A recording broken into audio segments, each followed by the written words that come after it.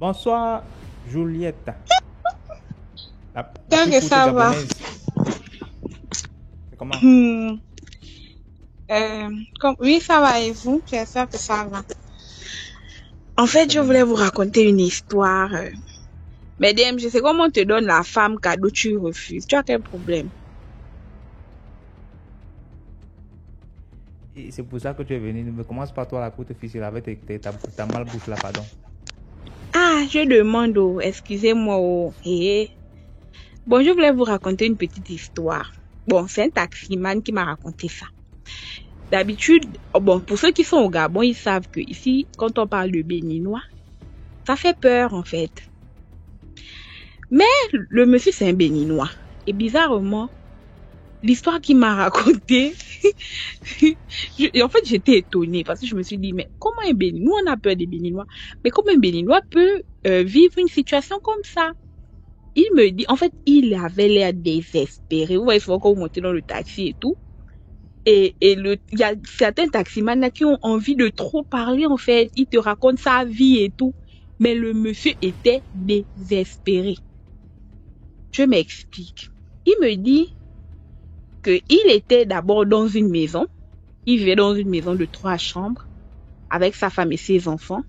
Mais pour pouvoir économiser, ils sont allés prendre une maison d'une chambre, vous voyez, du genre, le papa et la maman dorment dans la chambre et les enfants dorment au salon.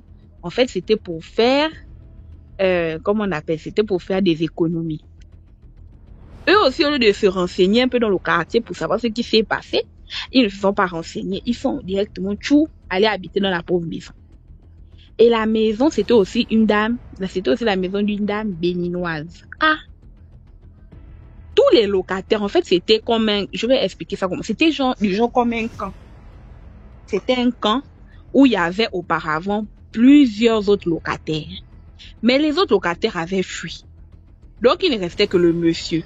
Et du genre, si la maison était louée auparavant, bon, je dis n'importe quoi, à 150 000, la dame avait maintenant baissé le loyer à 120 000.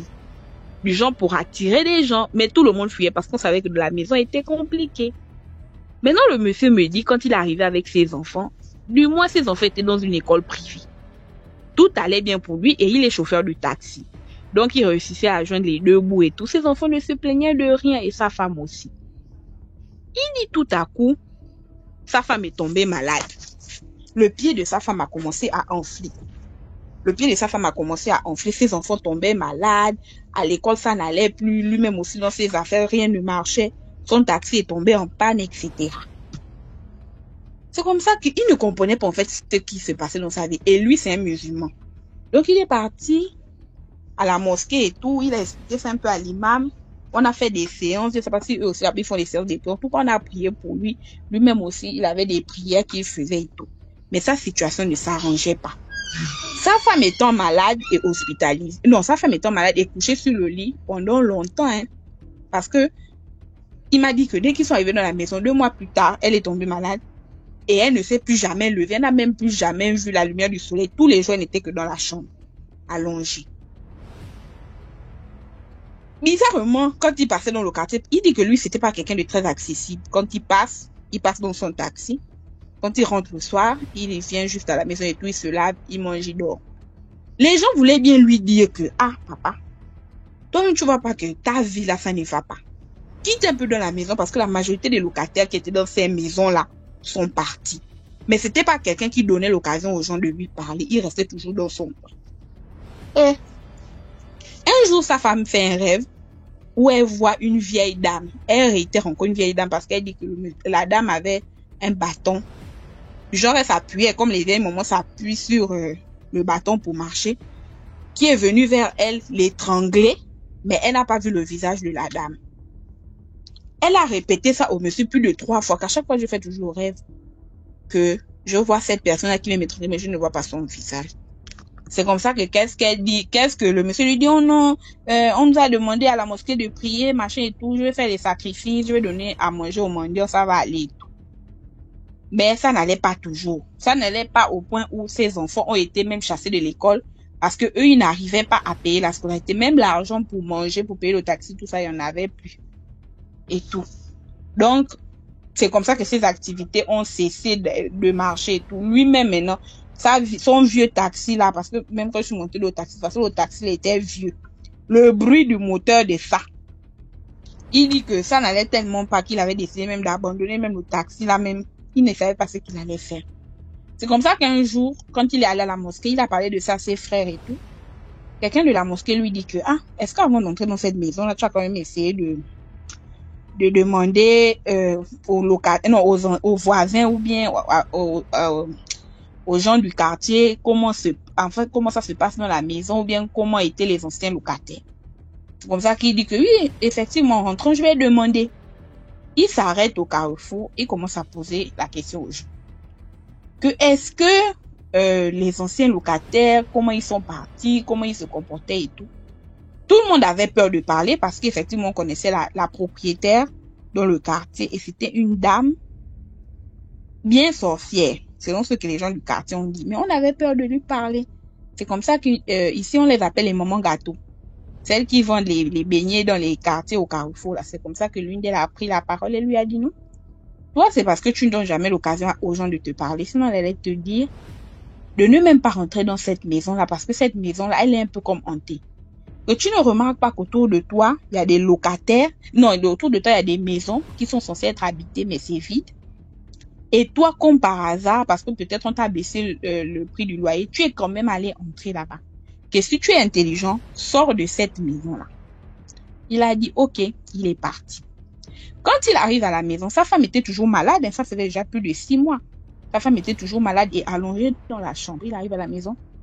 Il dit à sa femme, écoute chérie, je dois te parler, il faut qu'on quitte ici là. Il a parlé non seulement en sa langue maternelle et à voix très basse. Maintenant, bizarrement, la bailleresse a entendu, on ne sait pas par quel mystère. Le lendemain matin, à 6h, elle vient cogner à la porte du monsieur. Oui, je voulais te parler. Il dit oui, vous voulez me parler par rapport à quel sujet? La dame dit non, j'ai rêvé que tu voulais quitter ma maison et j'avais quelque chose à te proposer. Le monsieur dit que mais vous avez rêvé, mais si vous avez rêvé que je voulais quitter votre maison, c'est peut-être rêvé. Il dit non. Moi, quand je rêve quelque chose, ça va se réaliser. Ça va se réaliser. Quand le monsieur parlait dans le taxi, mais il tremblait en fait. Il dit non. Elle dit non. Quand moi je rêve de quelque chose, ça va se réaliser, mais j'ai quelque chose à te proposer. Je te propose de te baisser le loyer pour que tu ne parles pas de chez moi. C'est comme ça que le monsieur demande que bon, vous allez me baisser le loyer de combien? La dame dit non, au lieu de 120 000 maintenant, tu vas payer 80 000. Mais s'il te plaît, reste ici avec moi. Tu sais, depuis que tu es arrivé, on s'entend bien. Tes enfants me prennent comme leur grand-mère, patati patata. C'est comme ça que le monsieur dit non. Pour de vrai, je vais partir. Je préfère partir. Il dit que depuis qu'il a dit ça, depuis qu'il avait annoncé la nouvelle à la maman là ne lui parlait plus.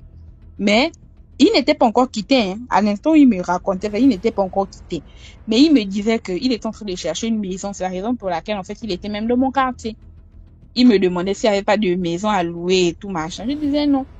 Maintenant, je lui ai posé la question de savoir que, papa, on dit que vous les Béninois, vous êtes des sorciers. Vous les Béninois, on ne peut rien vous faire mystiquement. Maintenant, toi, tu es aussi quel genre de Béninois? Il me dit, oh non, ne t'inquiète pas, chez nous, c'est pas tous les Béninois qui font de la sorcellerie. Par exemple, moi, je suis un musulman, patati patata. Je dis, ok, j'ai compris. Donc, en fait, c'était un peu ça l'histoire. Bonne soirée dans les commentaires. Merci beaucoup pour l'histoire, Juliette. Oui, oui.